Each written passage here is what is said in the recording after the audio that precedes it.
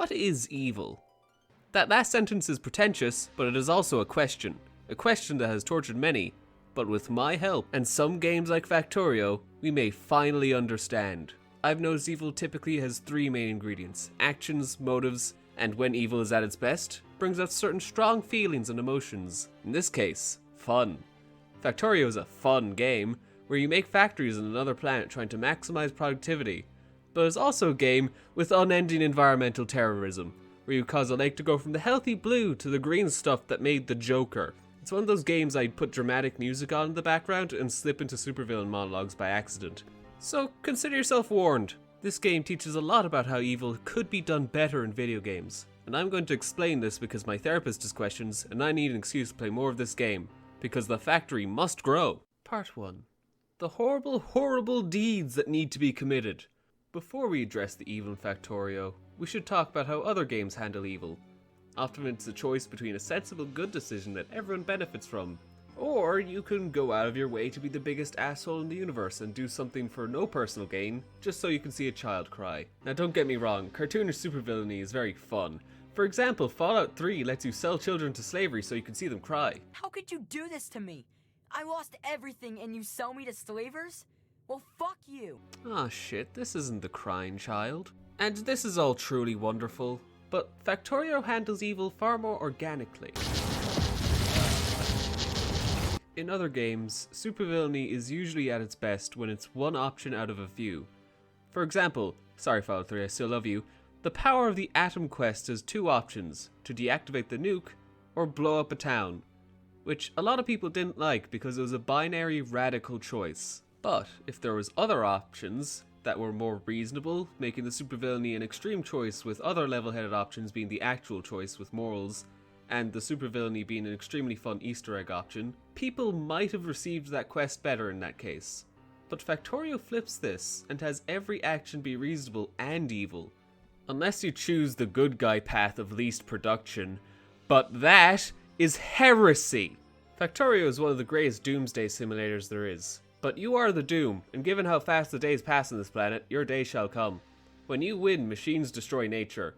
You reach a level of development where the bugs are incapable of harming you and you could just sweep over the world like a metallic tide of progress, which endlessly consumes everything in its path.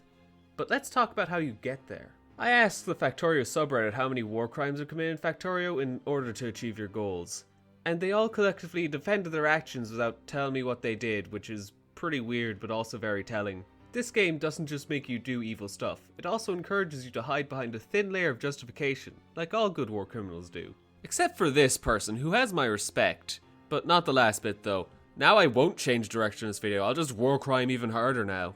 In fact, here's a list of war crimes you commit and just general crimes against bug kind, just to be thorough.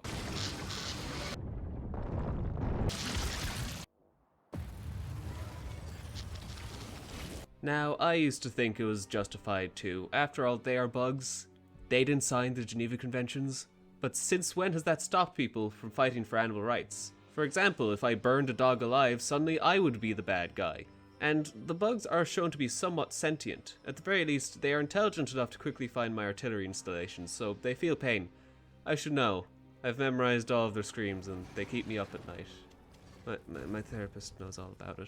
These atrocities are morally reprehensible no matter what creature you do it to, and should be acknowledged as such. Like how we all recognize that those kids that burned ants with magnifying glasses are weird and concerning, and also undeniably growing up to become an investment banker. Now granted, bugs are third on the list of things I feel least sorry for killing, but that lack of empathy is eclipsed in the face of pure unending productivity. A productivity which leads to an apocalyptic scenario for their entire species. I've done horrible things in video games before, but Factorio is the only game that I organically choose to be evil.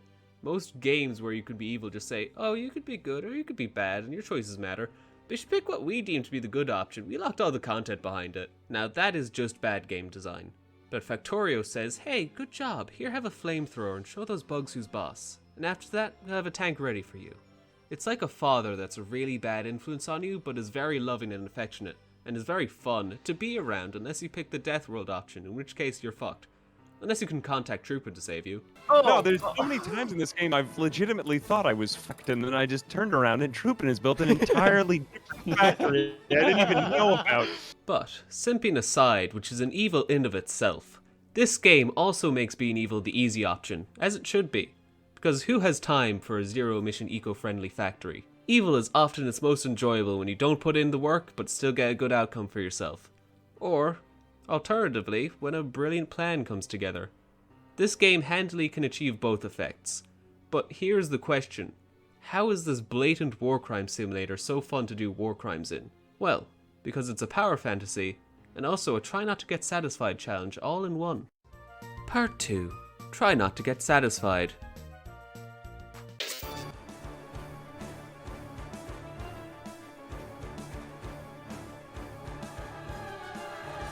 When I say try not to get satisfied, what I mean is while you can feel satisfaction at the sight of a well-oiled machine you built, another feeling should be inside of you. A compulsion to achieve this high again and become even more productive. You must never let that feeling go. Satisfaction is the death of this factory. If you are ever fully satisfied with what you have in the factory, your days are numbered. The endless tides of savage beasts will eventually overwhelm your defenses. Every defense, no matter how good, will be overwhelmed given time, which is why you need a constant level of diligence and absolutely no mercy to fight the bug hordes and expand your factory no matter the cost. When the passion of conquest ceases, so too does the factory. And oh boy, do the bugs know how to instill a constant level of anxiety on the death worlds. This lights a fire under your ass so that you constantly fight for not just the sake of productivity, but also for survival. As the great Serious Sam once said, "Oh God, never underestimate the power of stupid things in large numbers." Thanks, Sam. If you play in the death world or have been relaxed for so long the bugs have spread to a terrifying degree, you will do whatever it takes to survive. This isn't just a fun factory game. This is a competition between two species. One is a constantly evolving, all-consuming hive mind. The other is a constantly adapting race of technological apes fighting for more land and resources to find new, scarier ways to bring absolute carnage. A battle of mandible and flame, of flesh and steel, a battle for survival at all costs. And if you are good, you won't be the one paying the price. Showing mercy is a privilege for those who are already safe. Also, you make trains, which is pretty cool. All of this is an incredibly edgy way of saying the demand for resources will eventually drive you to conflict no matter what. And this conflict will lead to you doing some pretty drastic stuff, and eventually those drastic measures will become the norm. You become desensitized to the casual genocides and see them as just another bit of fun.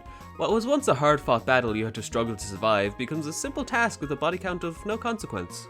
Okay, that was too edgy even for me. There's probably a metaphor for capitalism in there somewhere. Let's take the villain monologuing back a bit maybe, and let's talk about something a little bit more lighthearted. Like mankind's inherent thirst for power and destruction. Part 3. The most primal form of fun.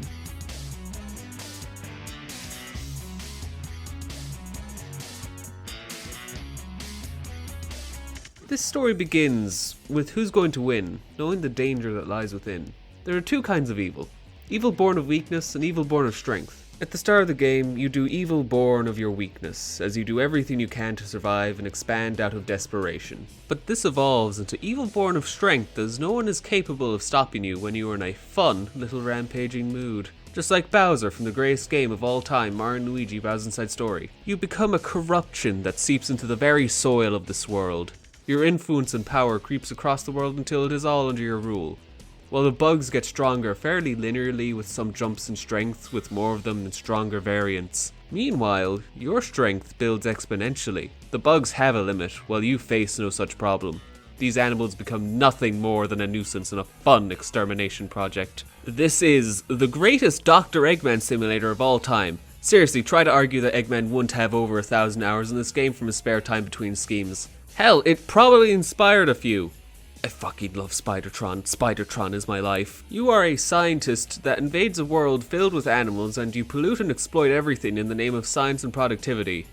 Your machines form dystopian factories built to your exact designs. The animals fight back, but they have no hero amongst them. They can only rely on mercy and any mistakes that happen to be made. You slowly go crazy and start torturing them for fun, and also develop incredible taste in music. You are the Eggman, and you have the master plan. You must play this game by your rules, and you will conquer the world with your tools. All of your machines are made for destruction, and you will build your empire. The only thing missing is you can't send out robots to fight your animal rivals. Oh wait, you can! You are a single person, or multiple, against the entire world. Surrounded on all sides and winning, or at the very least holding your goddamn ground. Or you're bad. Become a cutthroat industrialist. Embrace your destiny as master and architect of this world. Destroy everything and rebuild it in your image, for you have the strength to do so, born from countless mistakes, learning from each one until the optimized design comes through and you just copy and paste that for the rest of the game. Everything is within your grasp. All you need to do is take it.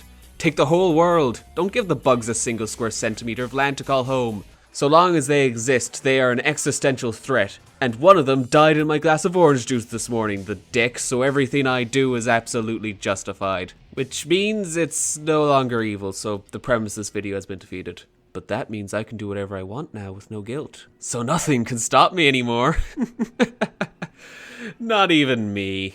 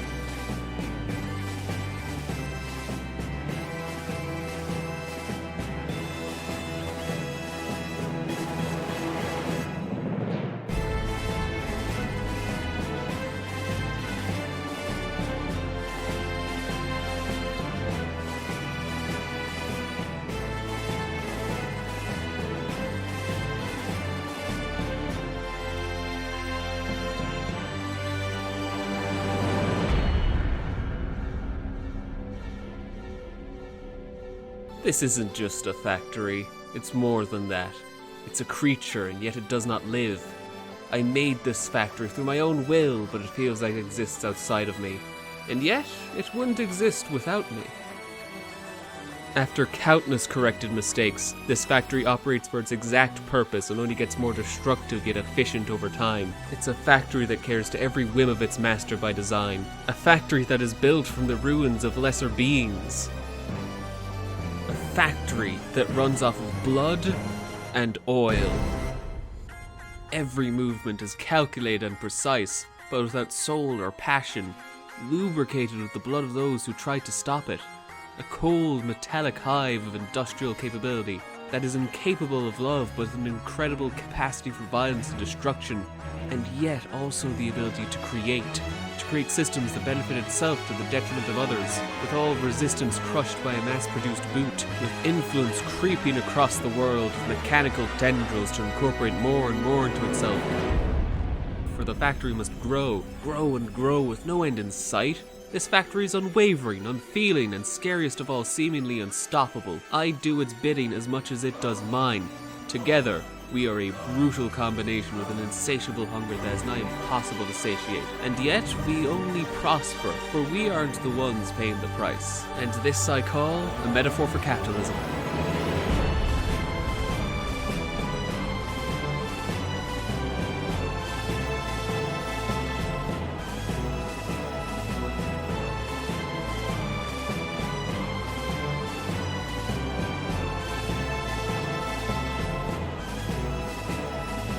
With my machines so effectively projecting supremacy, I can't help but think, this is no longer a competition between two species. This is a mercy killing. As the bugs have become an evolutionary dead end, I have forged a world of iron covered in steel graves, and what I cannot exploit I burn instead, because a world of ash is still something of my own creation. And every second was easily replicable fun.